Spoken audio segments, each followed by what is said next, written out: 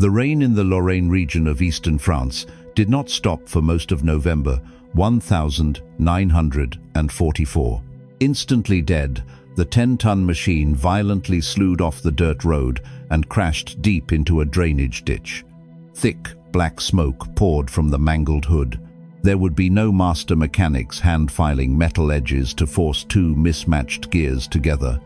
Every tolerance was strictly standardized. Every thread pitch was identical. A replacement water pump cast in Cleveland in 1942 would seamlessly bolt onto an engine block, cast in Chicago in 1944. Because the half-track was essentially a collection of universally compatible organs, the Army did not need to constantly ship entire replacement vehicles across the dangerous Atlantic to keep its mechanized infantry moving. Instead, the merchant marine fleet transported millions of crated, modular components. A destroyed engine did not mean a destroyed half-track. It merely meant the vehicle required a new module from the supply chain. This industrial logic fundamentally transformed how the American military viewed combat attrition.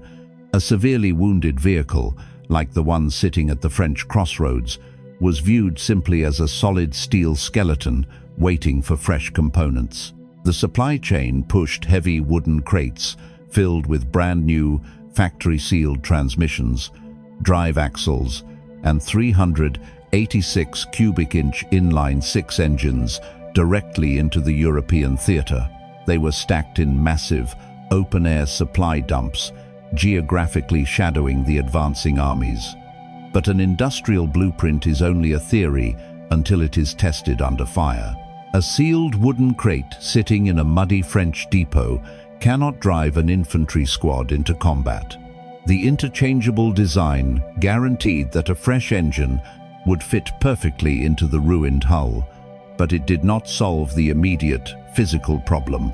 Someone still had to hoist a 1,200-pound block. The surviving American infantrymen spilled over the sides of the troop compartment, splashing into the water before retreating into the nearby tree line of shattered cast iron out of the crippled machine. The industrial output of the American Midwest now had to be executed outdoors, in the freezing rain, by men who had no factory to work in. To understand how that physical labor was organized, we have to look at the invisible pipeline waiting just a few miles down the road. The half-track sitting at the muddy crossroads was not forgotten. It had simply entered the triage system of the American Ordnance Department. The military did not rely on a single, chaotic pool of mechanics to fix everything at once. They operated on a strict tiered structure known as echelon maintenance. It was designed to function exactly like a chain of medical evacuation, moving a casualty precisely as far rearward as its injuries demanded, and no further. The men who dragged the vehicle out of the ditch were second echelon mechanics. Their job was to apply a mechanical tourniquet and clear the road. But this specific half-track required major surgery. A shattered engine block and severed drive axle pushed the vehicle immediately into the jurisdiction of the third and fourth echelons. These were the medium and heavy maintenance companies. They did not carry rifles in the infantry line. The German gunner watched the smoking wreck for a moment, but he did not order a second shot. Ammunition was far too precious to waste on a corpse. Their war was fought with welding torches, lifting gantries, and mobile machine shops. Within 24 hours of being abandoned at the collection point, an M25 heavy tank transporter arrived. The crew winched the crippled half-track onto a flatbed trailer and drove 10 miles further rearward. The sharp crack of frontline mortar fire faded into the low, distant rumble of heavy artillery. The transporter eventually turned off the paved road and entered a sprawling, muddy field surrounding a damaged French barn. This was a heavy maintenance park. It was the highest level of mechanical care a vehicle could receive on the continent without being sent back to England. The scale of the operation was deliberate. The American military understood that bringing a broken vehicle to a rear hub was only half the equation. The hub also had to be heavily supplied. Dozens of canvas tents were staked directly into the mud, shielding hundreds of sealed wooden crates from the rain. Specialized 2.5-ton trucks were parked in neat squares.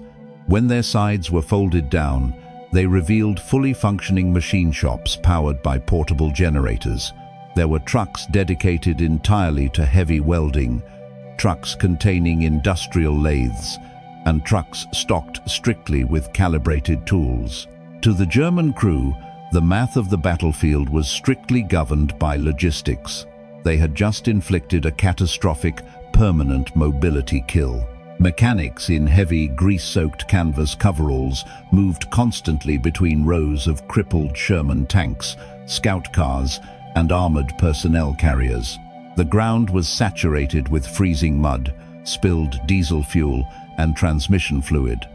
When the transporter dropped the ruined half-track into this field, it was immediately inspected by a heavy ordnance officer. He did not have to wait for approval from a regional headquarters. He did not need to submit a requisition form to a factory in the United States and wait weeks for a replacement. The echelon system ensured that a crate containing a brand new engine was already sitting under a tarp less than 50 yards away. The ordnance officer looked at the structural damage, confirmed the steel chassis rails were still straight, and immediately authorized the repair order. The dead vehicle was hooked to a heavy wrecker and towed beneath a massive A-frame lifting gantry. The logistical pipeline had successfully delivered both the broken machine and the replacement parts to the exact same muddy field. But the theory of industrial standardization now had to be executed with frozen hands. To understand how a catastrophic kill is reversed, without a roof or a concrete floor, we must watch the heavy mechanics open the shattered steel hood. They knew what severe mechanical trauma looked like: a shattered engine block, a snapped drivetrain, and a crippled steering assembly. The mechanics did not have the luxury of a clean concrete floor or overhead heating. They stood ankle-deep in freezing mud, rain dripping from the brims of their steel helmets. They positioned the heavy A-frame gantry directly over the front of the M3 half-track. It was time to pull the corpse out of the machine. First, they had to clear the trauma. An acetylene torch flared to life, casting a harsh blue light against the grey French afternoon. A welder cut away the jagged, twisted edges of the armored hood and the ruined front louvers where the German 75mm shell had entered.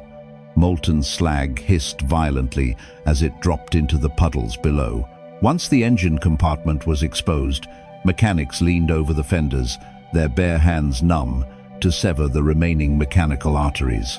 They unbolted the crushed radiator, disconnected the severed fuel lines, and uncoupled the shattered transmission from the block. The gantry winch took the weight. Thick chains pulled taut. With the heavy grind of gears, 1,200 pounds of shattered cast iron and twisted steel were hoisted straight up into the rain. The empty engine bay was wiped down to clear the shrapnel, shattered glass, and hardened grease, leaving only the bare, straight rails of the steel chassis. 50 yards away, a wooden crate was pried open. Inside, resting in a thick coat of protective cosmoline grease, was a brand new white 160 AX engine. Could not be patched in the dirt with a field torch. A vehicle wounded this severely required heavy cranes, a controlled factory environment, and weeks of specialized labor. It had been manufactured in Ohio, shipped across the Atlantic, and driven across France, specifically for this exact moment. The gantry swung the pristine engine over the empty bay. Because of the absolute industrial mandate of standardization, there was no custom fitting required. The mechanics did not need to reshape the engine mounts or fabricate new brackets. The heavy block was lowered slowly, the bolt holes aligning perfectly with the waiting chassis. A heavy wrench tightened the mounts.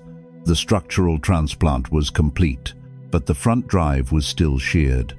Another crew jacked up the front frame, sliding a replacement axle assembly underneath. Again, the threads matched perfectly. The steering column was reconnected. Finally, a welder patched the hole in the front armor plate using a fresh piece of hardened steel, cut from an unrecoverable donor vehicle parked nearby. Within 48 hours of arriving at the maintenance park, the mechanics reconnected the battery and primed the fuel pump. The starter whined, fighting the cold, before the engine caught. The inline six roared to life, sending a thick plume of grey exhaust into the freezing air. The idle settled into a steady, powerful rhythm. The 10-ton machine, totally paralyzed just a few days prior, shifted into gear and rolled forward under its own power. In the freezing mud of an active combat zone, that half-track was nothing more than dead weight. It was a mechanical resurrection, performed entirely in the mud. The half-track was immediately marked for return to the frontline infantry. The mechanics wiped their hands, turned around, and began unhooking the chains from the next crippled vehicle. They had saved one infantry carrier, but warfare on the scale of late 1944 was not decided by a single machine. The German gunner who scored the initial hit was part of an army that had disabled hundreds of SOs, Allied vehicles across the Lorraine front. To understand how the physical labor in this muddy field actually changed the outcome of the war, we must ask if this single, localized victory could scale fast enough to crush a defending army. The single M3 half-track rolling out of the muddy maintenance park was a mechanical triumph, but in isolation, it was statistically meaningless. To win a mechanized campaign across the width of Western Europe, an army cannot rely on a few localized miracles. It requires industrial-scale resurrection. As the newly repaired half-track shifted into high gear and merged onto a repaired French highway, it did not travel alone. It joined a continuous, motorized artery of replacement Sherman tanks, rebuilt scout cars, and refurbished heavy wreckers, all flowing steadily eastward toward the fighting. It would either rust in the ditch or be cannibalized for scrap. The engagement eventually ended, and the German crew quietly withdrew eastward. The heavy maintenance park in the Lorraine mud was not an anomaly. It was merely one node in a massive, overlapping grid of ordnance battalions, operating behind every American Army group. While the mechanics at this specific farm were hoisting a shattered engine block into the freezing rain, hundreds of identical gantry cranes were performing the exact same surgery in fields across France, Belgium, and Holland. This synchronized effort fundamentally broke the traditional arithmetic of military attrition. In conventional warfare, an armored infantry division begins an offensive at peak strength. As it advances, it absorbs kinetic damage, mechanical breakdowns, and environmental wear. Vehicles are struck by high-velocity shells, tracks snap on jagged rubble, and transmissions burn out in the thick clay. Historically, a division's combat power degrades day by day until it simply lacks the mobility to continue. It is forced to halt, dig in, and wait weeks for cargo ships to deliver fresh machines from across the ocean. The American echelon maintenance system eradicated that operational pause. Because standardized modular parts were pushed directly to frontline workshops, the turnaround time for a catastrophic kill dropped from months to days. This meant the infantry did not have to abandon their mechanized doctrine. Without the half-track, an American rifle squad would be forced to march through the freezing mud, highly vulnerable to shrapnel and mortar fire. 5 days later, the same German gunner was dug into a new defensive position along a ridge 8 miles away. The rain was still falling, slowing the entire advance to a walking pace. Because the ordnance crews recovered and rebuilt the armored carriers, the infantry kept their hardened steel skin, they kept their mounted heavy machine guns and their mobile radios. For the commanders plotting the advance, this repair network acted as an immense force multiplier. A division that mathematically should have been paralyzed by combat losses remained fully mobile. by returning severely damaged vehicles to the order of battle faster than the enemy could permanently destroy them. The American military maintained a relentless, crushing operational tempo. This was the true momentum of attrition. It was not strictly about outproducing the enemy in the factories of Ohio or Michigan. It was about reversing battlefield death just miles from the front line. The system processed mechanical trauma with industrial indifference, cycling thousands of vehicles back into the fight every month. It created an operational illusion of infinite numbers, overwhelming a German army, struggling to field even a fraction of its authorized strength. The German High Command could read the battlefield reports. They could see that American armored formations were sustaining heavy losses, yet those same formations continued to attack with terrifying mechanized strength just days later. They could clearly observe the result of the American maintenance system. The question was, why a nation renowned for its own sophisticated engineering could not simply replicate it. Through the grey morning mist, the distinct, heavy grind of American tracks echoed across the valley. An American armored infantry assault broke from the tree line. The German officers in the Lorraine sector could read the battlefield reports. They understood the mathematics of attrition. They saw American armored columns absorbing heavy kinetic losses, only to resume the offensive days later with fully equipped mechanized infantry. The German military was not blind, nor did it lack engineering brilliance. Some of the finest mechanical minds in Europe designed German armor. So why could the Wehrmacht not simply copy the American system of rapid, field-level resurrection? The answer was buried in the fundamental philosophy of how each nation built its machines. The American system demanded absolute, uncompromising standardization, even at the cost of peak performance.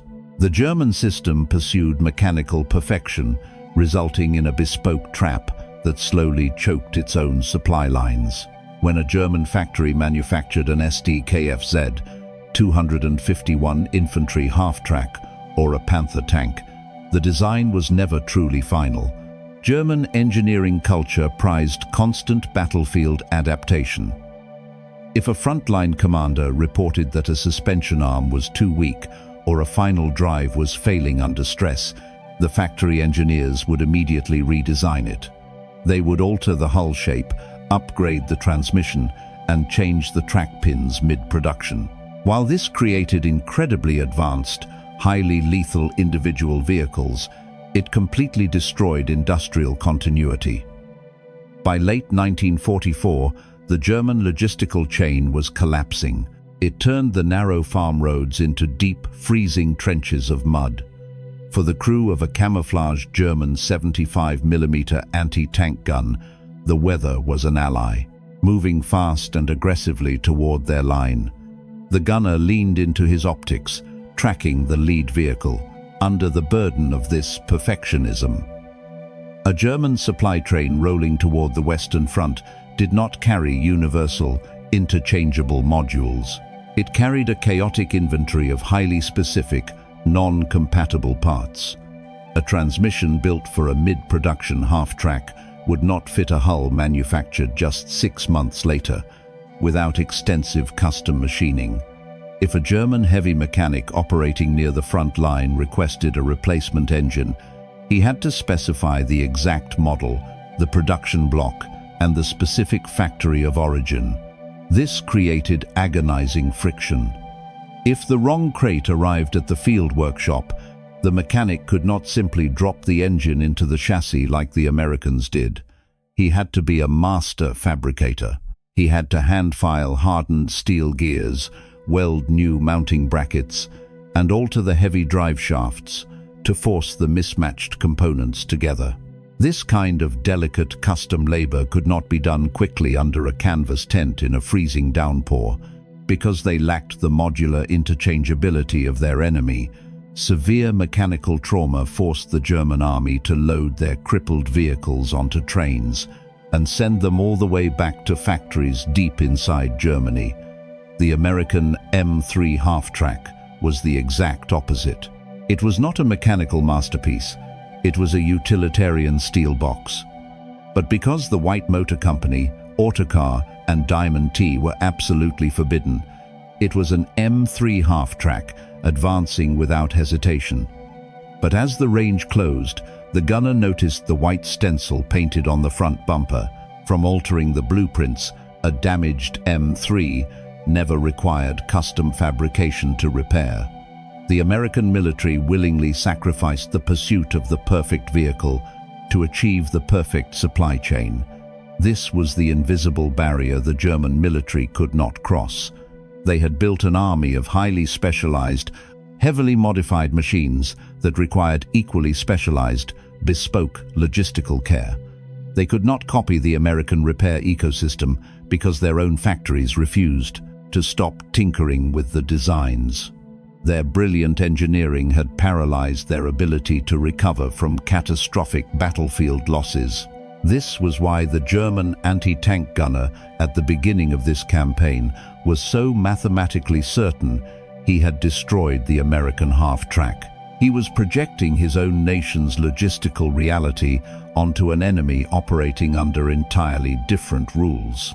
In his world, a shattered engine block was an absolute death sentence.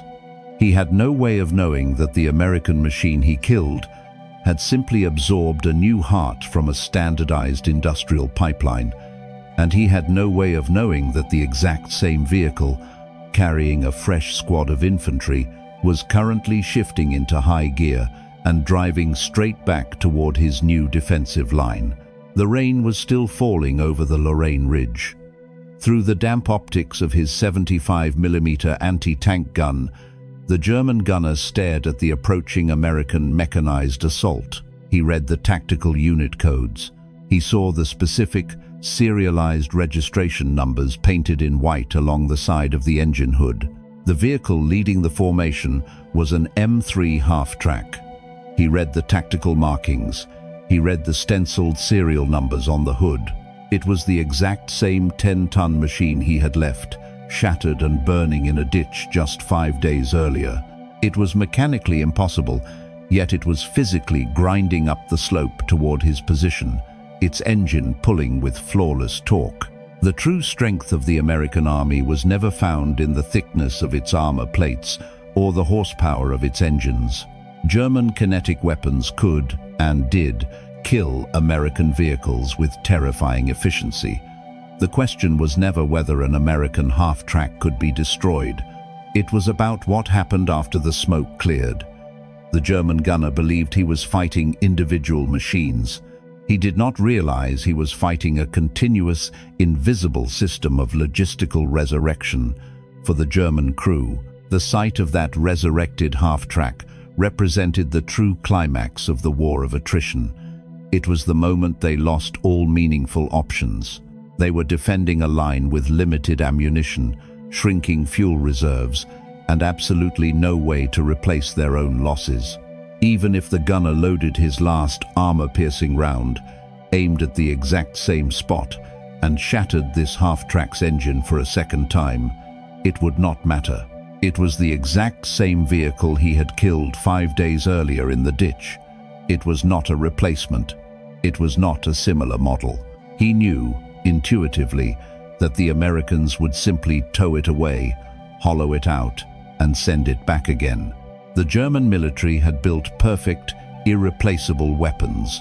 The Americans had built an unbreakable supply chain. But that supply chain was not an abstract concept, and it was not magic. The system of standardized, multi-echelon maintenance was built entirely on grueling, unglamorous human labor. It was forged by men who never fired a rifle and whose names rarely appeared in combat citations. It was sustained by the battalion motor sergeants who waded into freezing, flooded ditches under artillery fire to hook up tow lines. It relied on the wrecker crews hauling dead weight out of the mud. It depended heavily on the thousands of unnamed ordnance mechanics in heavy canvas coveralls, standing ankle-deep in freezing water, hoisting shattered cast iron engine blocks with numb hands. It was kept alive by welders, supply clerks, and truck drivers who viewed a catastrophic mobility kill not as a defeat, but as a mechanical puzzle to be solved before nightfall. As the American assault closed the final few hundred yards, the half-track absorbed the rough terrain perfectly. The German gunner could not see the pristine, factory-sealed engine block bolted beneath the hood. He could not see the fresh drive axle shipped straight from Ohio. It was the identical machine, yet it sounded perfect. Its suspension absorbed the rough terrain flawlessly. The engine pulled with full torque as it led a fresh assault. But if he looked closely at the front armored louver, just before he abandoned his position to retreat, he might have seen the only remaining proof of the vehicle's death. There, barely visible beneath a fresh coat of grey French mud, was the thick, unpolished scar of a field weld, the permanent, quiet signature of the mechanics in the rear, who ensured the infantry never had to stop moving. There had been no time to load this ruined vehicle onto a transport ship. There had been no time to send it back across the Atlantic to an assembly plant in Ohio or Pennsylvania. By every law of mechanical attrition, the German military understood that half-track had suffered an unrecoverable death. To understand how a shattered 10-ton wreck escaped a flooded ditch and returned to the front lines in less than a week, we first need to look at the rigid, unforgiving rules of warfare that made the German gunner so entirely certain he had destroyed it. The German gunner was not hallucinating, nor was he foolish. His certainty that the American half-track was permanently dead. It forced American armor to stay on the predictable, elevated roadways. Through the optics of the PaK-40, the gunner watched a column of American mechanized infantry approaching, came from a military doctrine built on rigid, unforgiving realities. In the autumn of 1944, the Wehrmacht was an army fighting a defensive war with a fractured supply chain. For them, a mechanized vehicle was not just a tool, it was an intricately engineered machine, and its survival depended on a fragile logistical lifeline. When a German vehicle, such as their own SD KFZ 251 infantry half-track, suffered catastrophic kinetic trauma, a shattered Maybach engine block or a severed drive axle, it crossed an invisible, highly calculated line. It transitioned from a combat asset to a logistical anchor. German field maintenance companies were highly trained and capable, but they were severely burdened by their own equipment. A frontline mechanic could replace a broken track link, tune a carburetor, or weld a cracked armor plate under the cover of a forest canopy, but swapping a destroyed engine block or rebuilding a shattered front end required heavy lifting gantries, dedicated flatbed transport, and a secure environment. For the retreating German army, towing a 10-ton piece of dead metal was a luxury they could no longer afford. Their heavy recovery half-tracks were dangerously scarce. The few that remained operational were strictly reserved for dragging 50-ton. In the lead was an M3 half-track. It was a 10-ton box of hardened steel carrying a dozen soldiers, driven by a reliable 147 horsepower engine. Tiger and Panther tanks out of the mud. An immobilized infantry carrier sitting in a flooded ditch was simply crossed off the divisional ledger. Even if a German recovery team could drag their own broken half-track back to a regional depot, the friction only worsened. German manufacturing was characterized by constant, incremental modifications.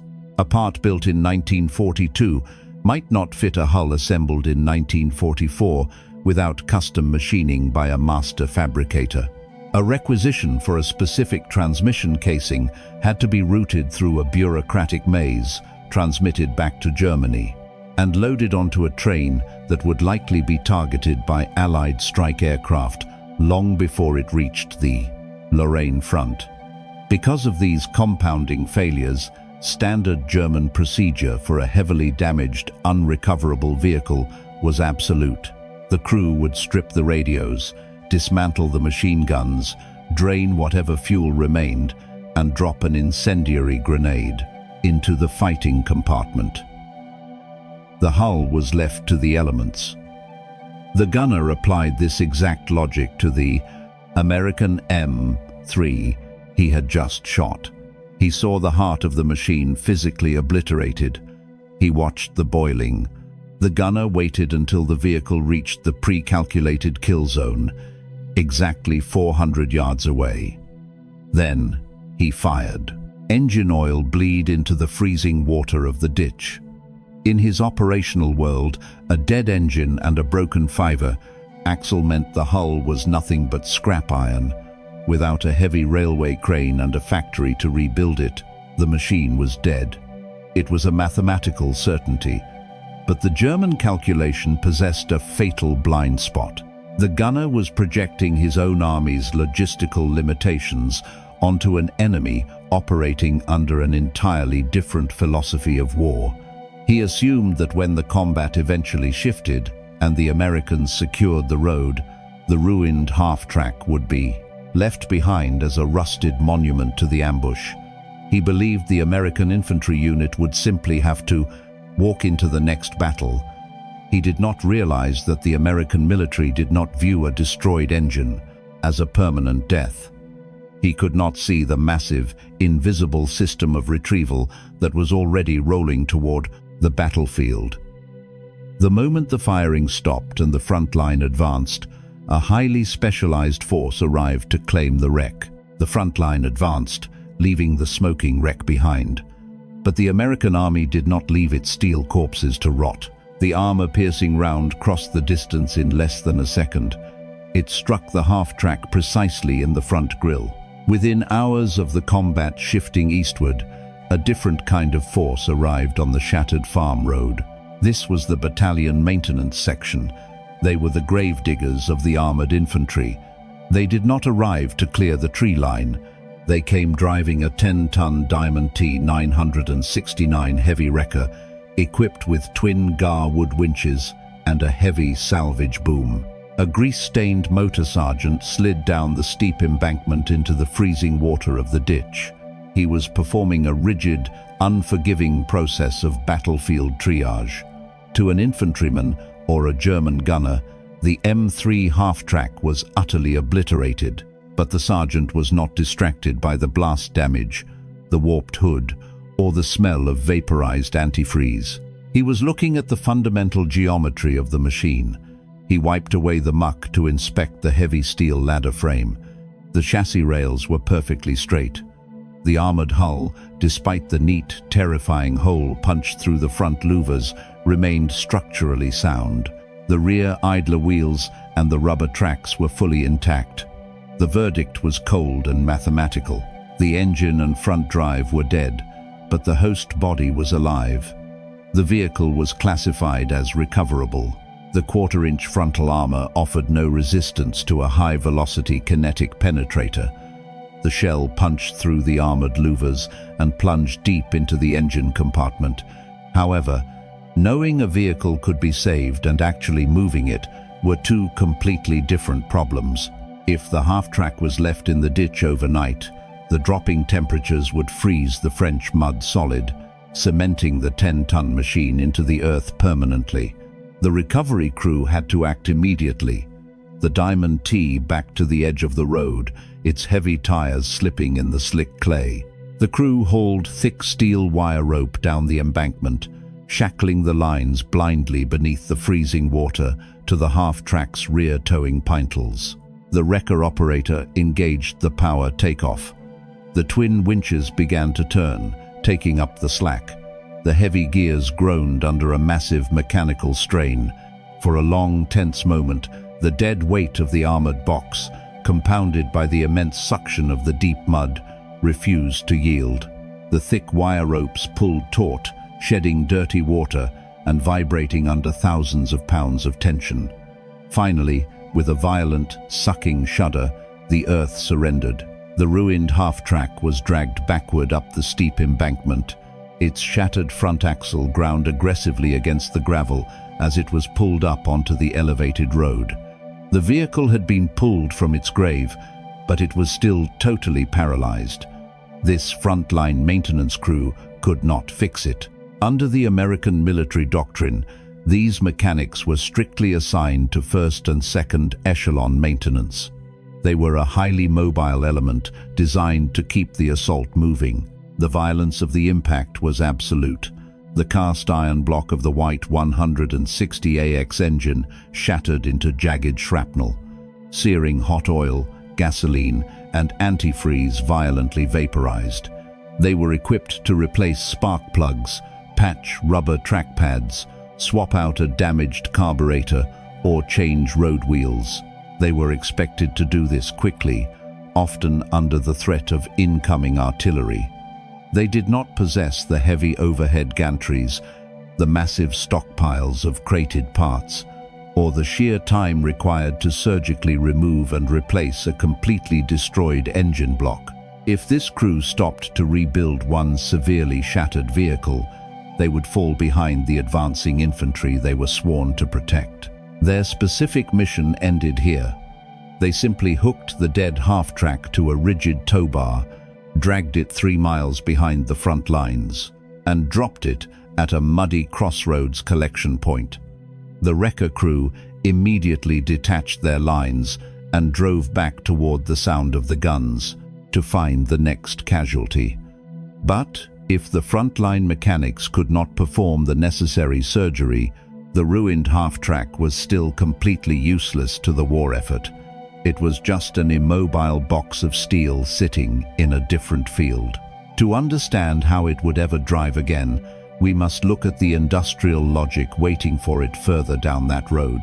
The crippled half-track sat silently at the muddy crossroads, flanked by other steel casualties of the Lorraine offensive.